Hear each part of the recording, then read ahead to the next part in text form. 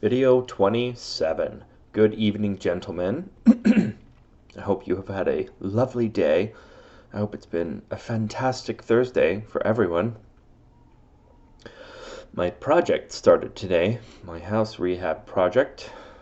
Um, we wound up being behind a day on the dumpster. If you've ever done a house rehab, gotta have the dumpster. The demo starts and all the tile and all the drywall and whatever you're doing, right? The bathroom vanities, all this shit starts coming out. You gotta dump it, and you need a freaking roll-off dumpster. You don't need one, but highly advised to get a roll-off dumpster. They're really not that expensive. A few $100, $400 or something like that, and it's the ultimate inconvenience as far as getting rid of the trash. So that's supposed to be coming tomorrow. This is some. So I'm working with my friend on this house rehab. He's an older guy, and he hit the house is his friend buying a house. So he bought it for 200 something, 210, something like that. And it needs quite a bit of work, but after all said and done, it'll probably appraise at like 330, I would imagine. I actually haven't ran any kind of numbers, but it's just a rule of thumb. When you know this shit, you know this shit. Let's just put it that way. I've gotten very good at being able to quickly gauge what a house would be worth in this city anyways. I know the neighborhoods. I know price per square foot on average in these neighborhoods. And how much are we going to be spending on this rehab? We'll probably spend, I don't think it's going to be that much. It probably won't be like 30 grand or something. 30, maybe 35. It's a little bit of work. It's not terrible amounts of work, though. There's nothing really exterior, which is really nice. Actually, has a really nice yard. It has a brick house. It's incredibly charming and incredibly cute. I should take a video of it one day. But all interior. A lot of the floor is staying, so that's good. Because when we're talking rehab, flooring is the most expensive part by far. Well, maybe not the most expensive by far, but yeah, it's usually pretty expensive. I think it already has an AC on it, and the unit looks good. I don't think that's swamp on top of it, but I haven't really, I didn't really take a close look, but it already has AC, I believe. Keeping most of the floor. There's only 2 bathrooms in the house. And that's like it. There's this weird, like, what? They're like doors that kind of like collapse and fold up. I don't know what they're called. They're hideous and awful.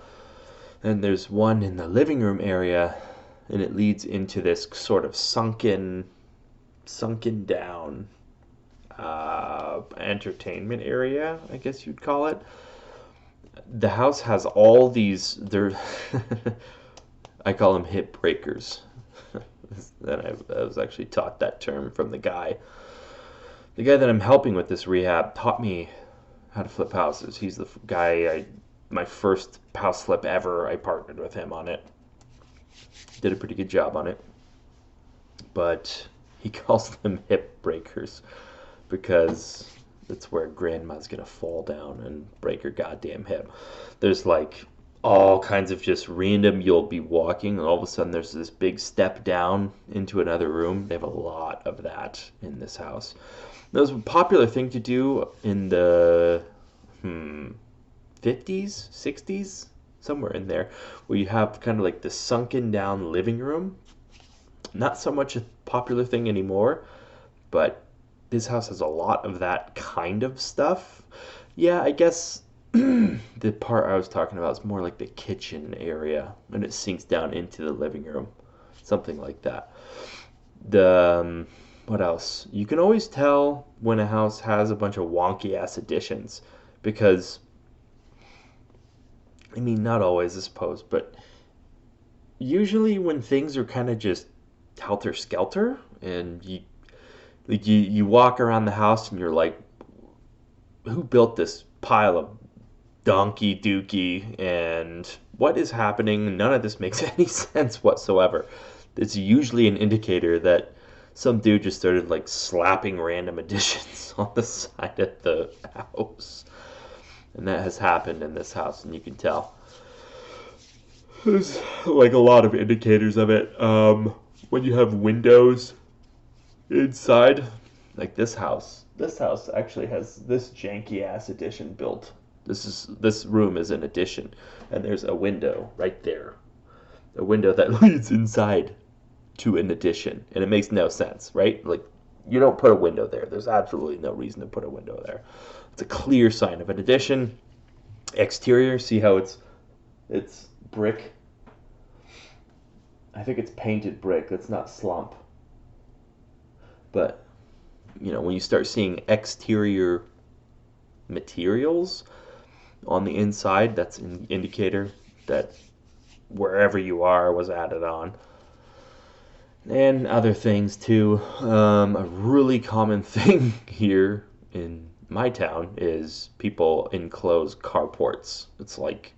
It's seriously when in certain parts of the town, usually within the city limits, and especially within poorer neighborhoods, it's like close to half of carports are just closed in, and it looks awful. Anyway, we started that today because the garbage was, our dumpster's a day late, so we didn't schedule any guys today, so I didn't like that, and I just went in there and started doing a bunch of demo. I cleared out probably like 1,000 square feet. Maybe not that much, maybe 800. Somewhere between 800 to 1,000 square feet of popcorn texture ceiling. Popcorn, if you know what ceiling texture, popcorn ceiling texture is. I took out a lot of that today, cleaned most of it up. I didn't bring the vitals for cleaning up popcorn texture, which is goddamn push broom you kind of want a mop. I did bring my shop bag though.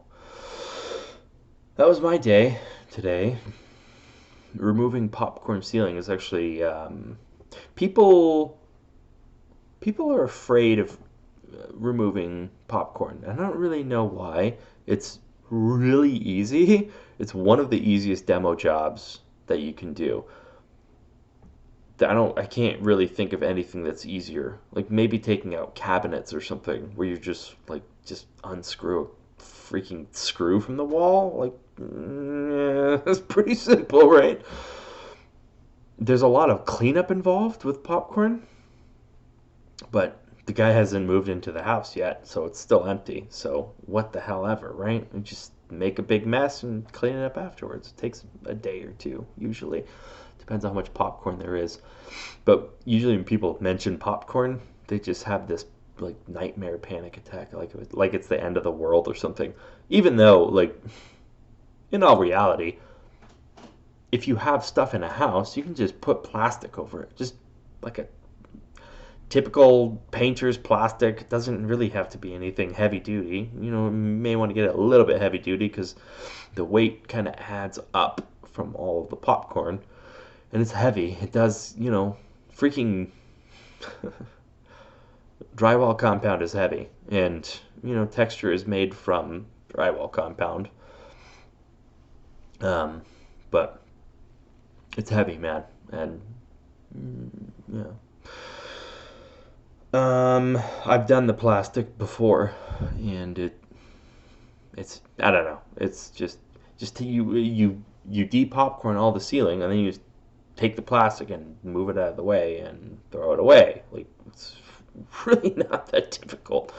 And people, understand, people People charge like, fuck, man, 2 grand, 3 grand just to de-popcorn ceilings for like a 1,400 square foot house. They'll charge you like $2,500 for that. It's freaking nuts because you can do that in a day. If you had two guys, you could, well, I'm not going to say easily do that in a day. So I started at, when did I start? I started at about 10 o'clock and I finished around 4:30. I took one small break in that time and I did about, 800,000 square foot of popcorn. So technically, if I had two guys, I could have done double that, right? It would have spent like maybe another hour or two cleaning up. I just didn't have a mop. So if you think about that, you could make a ton of money doing that. Just removing popcorn. I don't know if that's like a thing. I don't know if like I'm the guy that comes and removes popcorn as like a business model by any means, but you could be the demo, man. Demo is easy. That's the funny part about these real estate related duties. People charge a lot for demo. So when you're talking about like plumbers and electricians and stuff, a lot of their cost usually comes from demo. How people always complain about how expensive plumbers are, usually a demo thing. It's number one, it's minimums. So you're going to pay, a minimum of $150 or whatever for the guy's 10 minutes of time. That's like why it's expensive, number one. And number two, if they have the demo, because they're charging by the hour, they're doing doing some pretty goddamn expensive demo, man. And demo is the easiest thing that you can do in real estate. As far as some kind of trade or thing involving real estate and houses, demo is, you can't fuck up demo. It's hard to fuck up demo, let's put it that way. You can fuck up demo. If you're an absolute retard and you're absolutely careless and stupid, you can fuck up demo. But it's so easy. It takes no skill at all. It's not like what you see on these stupid shows where like, oh, dude with the sledgehammer like throws it at the wall. Like, you can do that and have some fun for 5 minutes, I guess, if you want, but it actually creates more mess, so you have to clean up, and it makes things less efficient. But all that besides the point. Our dumpster arrives tomorrow. We're going to be scheduling dudes tomorrow, and we're going to get this baby rolling. I actually don't know if we're going to schedule dudes tomorrow or not. We may have to wait until later in the day to schedule the dudes, but schedule the dudes we shall. And we'll get this puppy rolling. I know for a fact it's going to take all of December to do this. It's probably going to bleed into January. I don't think it's going to take longer than 2 months. I don't think it's going to bleed into February. I hope not. I want to get it done as soon as possible. Sooner it gets done, sooner I get paid. Sooner I get paid, sooner I can take the next step in my little journey. So that's that. Not a whole lot on my mind today because I did nothing but remove fucking popcorn from ceilings. It was so awful. It was the if you've ever seen the popcorn texture with like where they put glitter in it, it was that, and it had like little stars in it too. It's really it was really grandma. That's what it was. It was highly grandma texture. I believe I've been wanting to make a video about the church, and I don't think I'm going to get around to that this week. And I don't know, certain things, you have your motivators in life and you have your incentives in life. And unfortunately, right now, my incentive for money is because I'm trying to snag 5 grand that I can throw out of a window, basically. Not really throw out of a window, though. I'm not actually going to be throwing it out of a window. I'm going to be investing it in myself, basically. That's a better way of putting it. But I will tell you what I'm not doing with that $5,000, and that is anything else. So, no fun, no leisure, none of that stuff. So I'm going to sort of be locking it down for a little bit.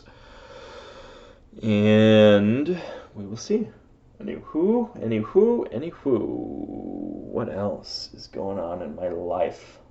I got nothing really to talk about. I do want to talk more about the church, though.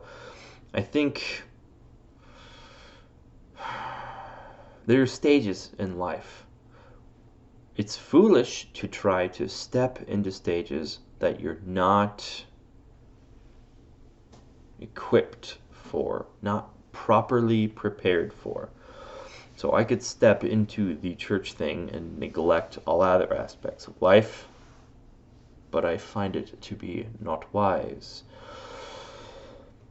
As far as strategy is concerned, if you enjoy board games and things of that nature, some of the useful things about games is, number one, they teach you how to freaking strategize, which is a lot more important than you'd think. Number two, they teach you how to not give up. You'll play whatever freaking game, it doesn't really matter. You'll play like Catan or something, and you'll find that you'll be in last place forever, and then all of a sudden the tides just shift in your favor, and all of a sudden only you are getting cards and things like that, right? And had you have just given up, you would have been, I don't know, just building roads into the ocean or something.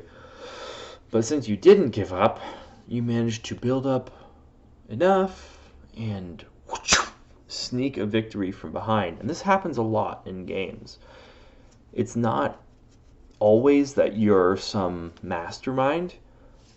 A lot of times it's someone makes a mistake, or things just happen to shift in your favor. It depends on what game it is, right? So if it's something like chess, you're banking on your opponent making a mistake. And that's why you have to know how to keep yourself up. You can't ever fall into these pits of despair and that kind of shit. It's just not good. You want to stay up. You want to stay above the water. Doesn't matter how much water's flooding into your house, you have to fight to stay above it. There's nothing but death should you fall below the water. You will drown and it's over, and you can't let that happen.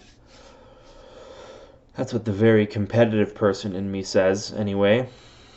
I suppose it's up to you if you want to roll over like a little bitch and throw in the towel. Not my advice, but if you want to do that, go right ahead. Same applies to life. We can strategize our life. Mainly we can be strategic with our priorities and strategic with what we're trying to improve or change in our life. There's a lot to talk about on that, and there's no way you can unpack that unprepared in a random video in 5 minutes. But just as an example, it's foolish. It would be foolish of me to try to break into what I think ultimately where I think ultimately I will wind up. It's foolish to try to force my way through that space unprepared and ill-equipped. If there are walls and doors of steel, I can sit there and try to force my way in with my shoulder, and it probably won't work out, right? And I will become exhausted and defeated before I get anywhere. I won't even get through one wall. But if I can go get some nice weapons and tools, I can use those and I can bring those and I can break through, right? The same goes for pretty much anything in life. We have to be realistic and we have to be strategic. So we have to do what makes sense at the right time. And sometimes we don't know what makes sense at the right time, and that's okay. It's okay to experiment and try to do things.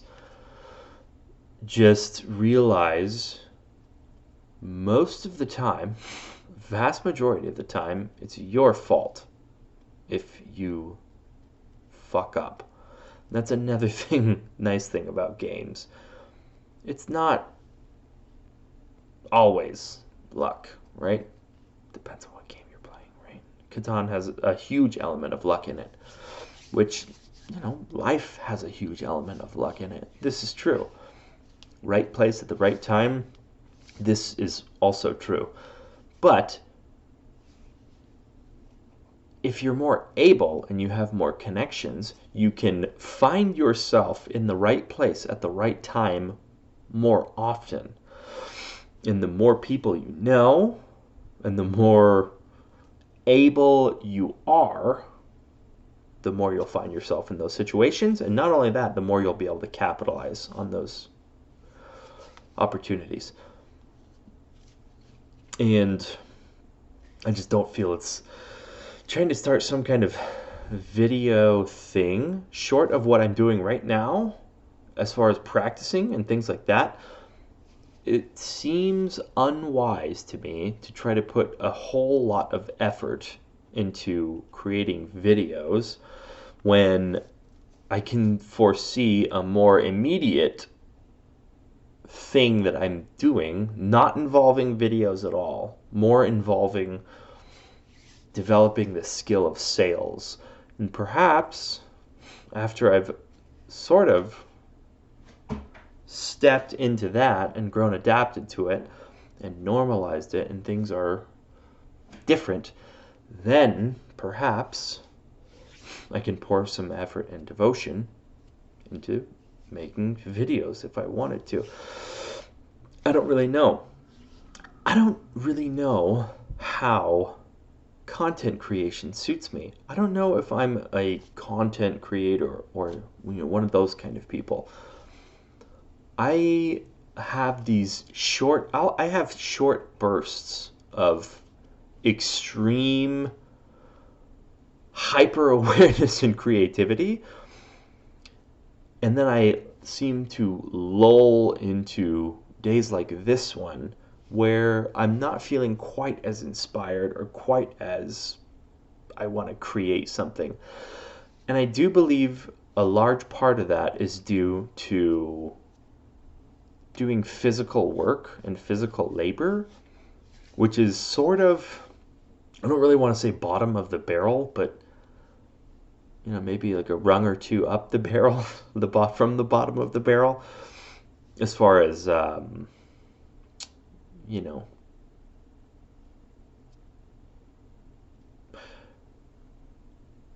quality of work, not quality of work.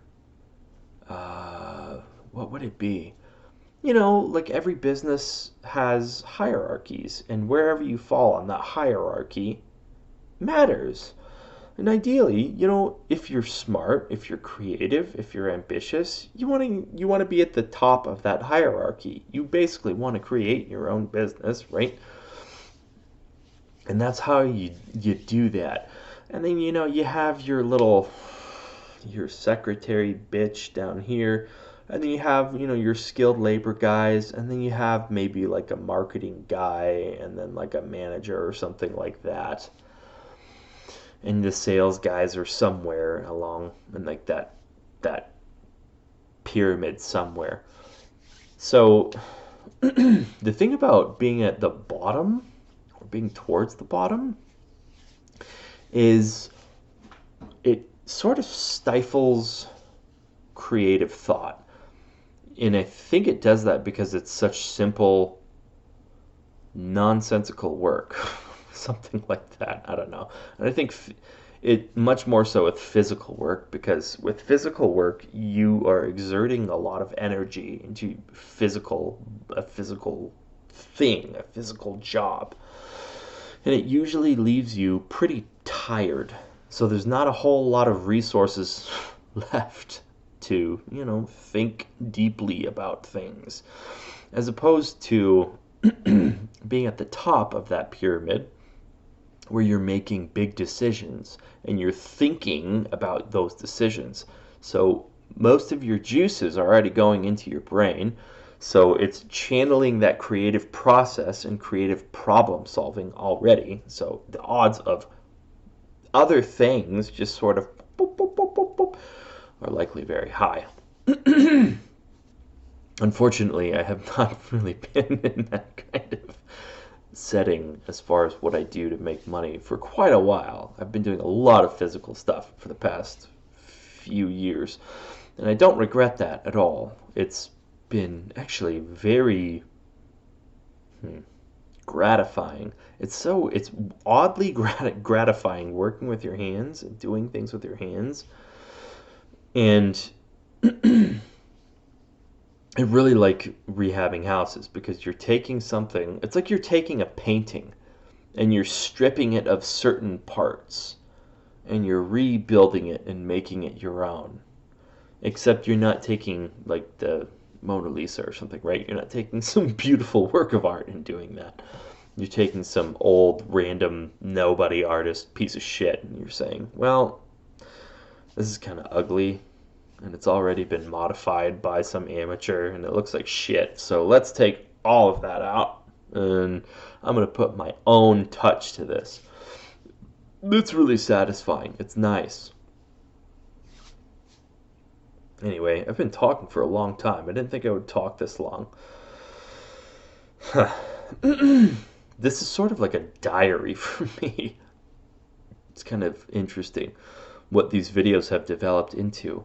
I'm learning to just talk. I'm learning to just give a story of my day or a story of what's going on and plans and things like that. I actually quite like what this is developing into. I don't think it's particularly valuable, really, outside of just purely for me. But maybe, I don't know. Maybe some random person will watch it and it'd be valuable to them. That'd be cool. What else? Yeah. I do have that urge to make that video about the church, but I'm just, I know what happens when I spread myself too thin, and I don't want to half-ass something like that. If I'm gonna half-ass something, I'm gonna half-ass the freaking rehab project. I'm not gonna half-ass the thing that is more important to me than pretty much anything else, which is a mystery you'll never find out. Just kidding, it's the church. I really love the church, and I dunk on the church a lot, and it's because it's just so easy to dunk on the church. The people are so, oh man, not all of them. I've actually been quite impressed by the Mormon church lately. A lot of smart Mormons out there, a lot of creative Mormons. I think Mormons have a much better family than the church. It's very similar, but the way that they treat their family, so to speak, is far superior to just, Christian. It's so much better than, Baptists or whoever, it doesn't matter. They're really good. I'm very much impressed. There's some, dust thing flying around. So, I don't want to half-ass that, and because I know I wouldn't half-ass that, it would drag me away from the rehab, and I don't want to half-ass the rehab either. I just don't. I've done that before, and it's not good. So, I kind of have to put everything else aside and just crush through this rehab and just bang, bang, bang, just get it. Boom, boom. I haven't been boxing in a while. I miss it. So I think the reason why I think that the path that I'm on is the most immediate path that I need to get on, is because I really do think that I need to step up that pyramid. I need to move. I need to, what do they say? Work smart, not hard. I need to start doing more of that. And I need to find a way to do that. It's hard to. I don't know why it's hard for me to like really grasp it, and I think it's because I'm always running around doing stuff in like physical stuff, so I have to physically be there, and it's hard to just sit down for whatever period of time and just like hammer out a real strategy and actually do it and be consistent with it. I'm always freaking running around everywhere. Then I get home and I want to spend time with my family, and I want to hang out with my son and play with my son and talk to my wife and all this stuff. So I've found it difficult to really breach the online world of business, doing something online or over the phone, and making that leap is incredibly important. And I realize that now, since last month when we went on that California trip. It goes without saying that it's important to utilize your time as best you can. It's best to focus on the most important tasks, the highest level tasks that ideally only you can do, rather than any kind of low level nonsense. I mean, that doesn't mean that you get to skip out on doing low level nonsense, and it doesn't necessarily mean that you get to be snobby and skip doing low level stuff, but you want to focus your attention upwards, vertically. You want to be climbing and going up. And I don't know, I think, you can see people talk about stuff, but then going out and trying to do it yourself is a whole different story. It's a very different thing. And if you can get someone to show you like, step by step, like basically just be told what to do, it's a lot easier. It's a hell of a lot easier to do that than it is to figure it out yourself. You save so much time. And even if someone charges you $5,000, it's worth it because you're saving, like, I don't know. If it's not a year, it's pretty damn close to it, probably. Possibly even longer. It depends on your natural skills and stuff. But you're saving yourself, like, at minimum, like a half a year of just floundering around like an idiot. And I'm always down to spend money to save time. That's how I've trained myself to be. Anyway, this video is getting too long, so I'm gonna cut it there. 33 minutes, not bad. Good night, gentlemen.